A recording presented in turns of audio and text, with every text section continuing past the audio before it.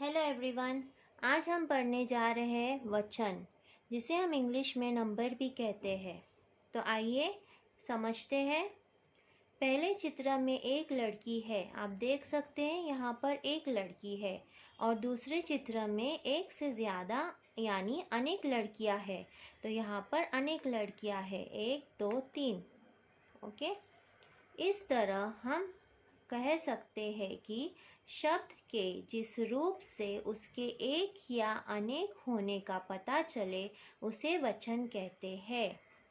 तो वचन क्या होता है? शब्द के जिस रूप से उसके एक या अनेक होने का पता चले उसे वचन कहते हैं। वचन के प्रकार। वचन के 2 प्रकार होते हैं, एक वचन, बहुवचन। ठीक है, तो आप समझ रहे हो वचन क्या है? शब्द के जिस रूप से उसके एक या अनेक होने का पता चलता है उसे हम वचन कहते हैं। यानी हमें नंबर पता चलता है। जिस शब्द से अगर मैं कहूँगी एक लड़की, तो यहाँ पर हमें नंबर पता चल रहा है कितनी लड़कियाँ हैं, एक लड़की है। ठीक है, तो यहाँ एक जो है वो वचन है। अनेक लड़कियाँ, यहाँ पर मुझे पता चल रहा है कितनी लड़कियाँ हैं, यहाँ पे अनेक लड़कियां हैं, मतलब एक से ज़्यादा लड़कियां हैं। तो वचन मतलब शब्द के जिस रूप से उसके एक या अनेक होने का पता चले उसे हम वचन कहते हैं। समझ में आया? वचन के 2 प्रकार होते हैं, एक वचन, बहुवचन। इस चित्र में आप देख सकते हैं, नानी देखो पुल पर एक तितली बैठी है। यहाँ पर ये बच्चा अपनी नानी से कह रहा है, नानी देखिए पुल पर एक तितली बैठी है। कितनी तितलियाँ? एक तितली। ठीक है, बहुवचन के उदाहरण में देखिए, नानी कह रही है, और यहाँ देखो फूलों पर अनेक तितलियाँ बैठी है। तितलियाँ, यहाँ पर तितली एक थी इसलिए हमने तितली यूज़ किया, और यहाँ पर बहुत सारी तितली थी, तितलियाँ एक से ज़्यादा तितलियाँ थी इसलिए हम यूज़ कर रहे हैं तितलियाँ। समझ में आया? तो तितली से आपको पता चलता है उसका नंबर कितना है, इसका नंबर 1 है। और यहाँ पर जब हम तितलियाँ कहेंगे तो हमें पता चल रहा है ये एक से ज़्यादा है।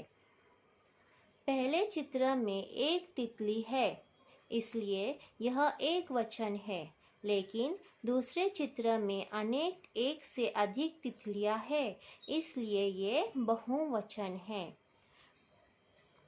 तो आप समझे एक वचन और बहुवचन हम कब यूज़ करते हैं? एक वचन हम यूज़ करते हैं या हम प्रयोग में लाते हैं जब हम किसी भी एक चीज़ के बारे में बात कर रहे हैं। और बहुवचन मतलब एक से ज़्यादा चीज़ के बारे में हम जब कह रहे हैं तो हम बहुवचन उसे बहुवचन में परिवर्तित कर देते हैं। जैसे तितली एक वचन था, इसका बहुवचन होगा तितलियाँ। ये अच्छे से समझने के लिए आइए हम और कुछ उदाहरण देख लेते हैं। एक वचन और बहुवचन के उदाहरण। लड़का, यह एक वचन है लेकिन इसका बहुवचन हम कैसे लिखेंगे? लड़के।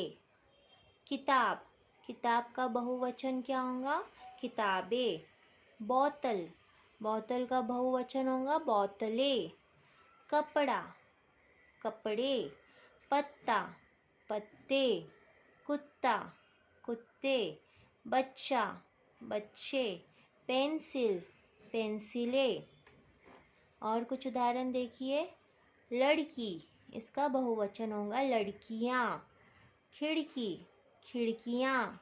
तितली, तितलियाँ। गुड़िया, गुड़िया।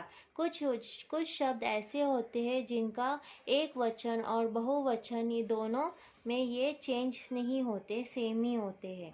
जैसे गुड़िया, गुड़िया में होगा, गुड़िया का भी गुड़िया होगा, बस इसमें हम ऊपर एक चंद्र बिंदु ऐड कर रहे हैं। ठीक है, गुड़िया और लेकिन गुड़िया। ठीक है, चिड़िया, चिड़िया। कुर्सी, कुर्सियाँ। माता, माताएं। माला, मालाएं। ठीक है, आपको समझ में आया कि बहुवचन किसे कहते हैं? बहुवचन और एक वचन होप आपको ये समझ में आया होगा। आइए इसका हम समराइज कर देते हैं। संख्या में बोध कराऊ, वचन तभी प्यारे कहलाऊ। संख्या, किसी भी शब्द की, जब किसी भी चीज़ की संख्या बताने वाले शब्द को हम कहेंगे वचन। ठीक है।